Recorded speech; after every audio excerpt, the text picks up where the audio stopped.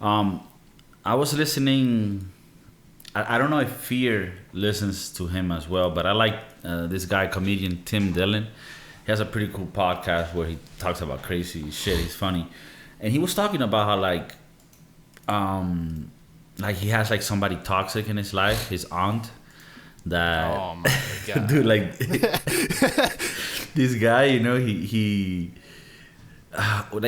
like this guy is he's gay, but you wouldn't even know he's gay because he just doesn't show it like that. But I mean, who cares? It doesn't make him or Doesn't matter, right? right. Doesn't But make- it's important for the context because it was his birthday a few days ago, and he put on Instagram like an old picture of him with no shirt, and he said like "come pig," and so I don't know that with the fact that he's gay, like whatever. Like it was just like a trolling thing, right?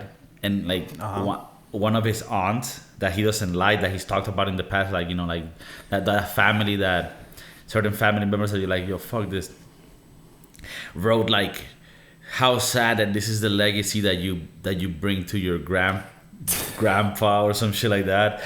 And dude, this guy just trolled my for God. 20 minutes on his aunt on the podcast. And but you have to watch that. Like that's I think it was a really funny thing. But the reason why I say that is because he was talking about how like this toxic people in life that you might think at times like, man, I hope you die soon, right? For some reason, they're the ones that end up living the most, right? Like yerba mala nunca muere, Like the longest? the like the bad week, Yeah. whatever. What would be the English fucking Yeah.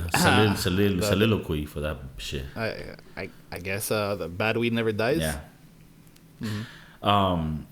So but and he was saying like maybe it's because like people that are like pieces of shit that don't care about consequences just don't care about shit.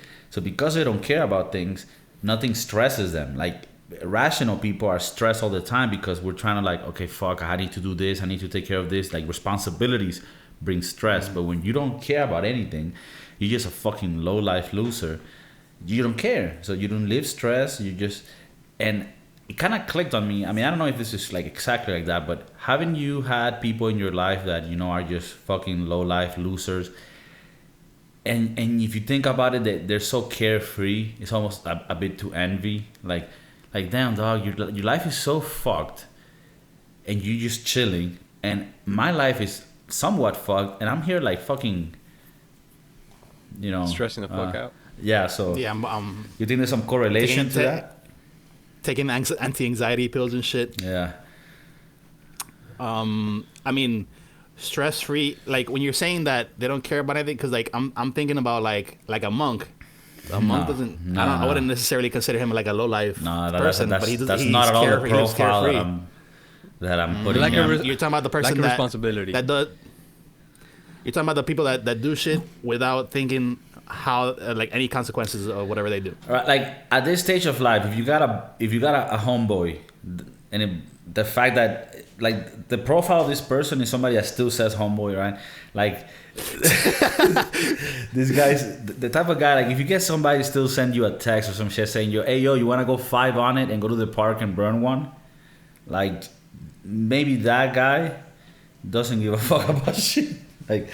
Like he's 35, 40 and then calling you to put five down. Yeah. I mean, I don't know. I'm not trying to say like that's not something specifically that I would judge against. Right. But you know what I'm talking about. Like the profile of someone that just doesn't do shit and just calls you like at 11 a.m. on a Tuesday. Like, dog, I'm fucking working, bro. It's like, oh, dog, I thought you wanted to match or some shit. Like, and I mean, I don't want to sort of make you guys feel any way because I know you're both unemployed. So it's not to say that you are those homeboys. You see that bunk bed? I got responsibilities. Shit. She, I got time to match, nor the money. So you think that No, but that you think- carefree lifestyle allows you, or the lack of stress makes those type of people live longer? Well, I mean that's the hypothesis here. I mean, not that it's backed by any like science. Well, or unless it anything. backfires that they're not responsible enough to take care of themselves. They don't eat right. They don't take their medication if they're sick. So it gets to the point where it becomes detrimental to their health. Right. Where they literally don't care. Right.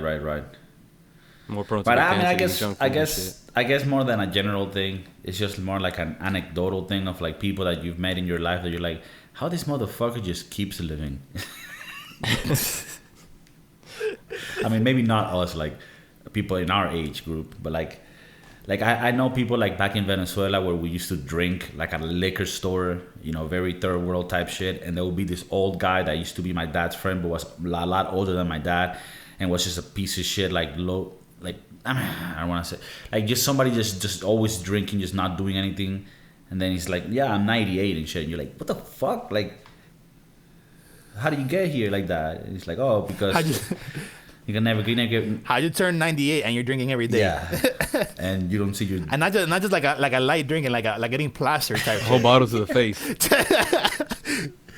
Yeah, dude. You know those Latin American people, like, just like very local people that just have this, you know, body system that just. Now, the people that I've seen those cases, but now. Imagine that same person, the 98-year-old that's been drinking heavily for the whole of his life. Now take away the liquor and see how he starts acting.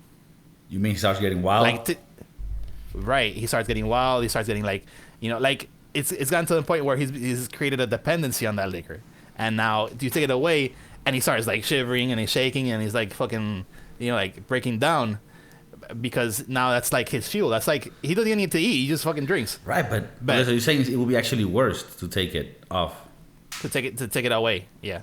I think they had found an old man that had been living. He was homeless for I want to say like 20 plus years or some shit, and he was really really dirty, and like he like covered in dirt, and then the scientists, when they started seeing him, he was full of like bacteria, fungus all over his body, to the point where the scientists told him, do not give him a bath, do not try to clean him, because he's his own ecosystem. That bacteria is protecting him from other ailments. So if you were to clean his body and shit, he would die from the next whatever the fuck try to invade his body. Because of all this dirt and shit all around him that was protecting him, that was like forming a shield around him. At this point, he's a superhero. A human petri dish there. This guy was becoming like the Rock in the Four Fantastics, the Fantastic Four. The thing. Yeah. He's covered in bacteria. He can shoot his bacteria at foes. He fucking take off his mask, spit in your face. So he could survive a nuclear blast and shit. He's like the fucking cockroaches. Fucking A. Hey, no, but do you think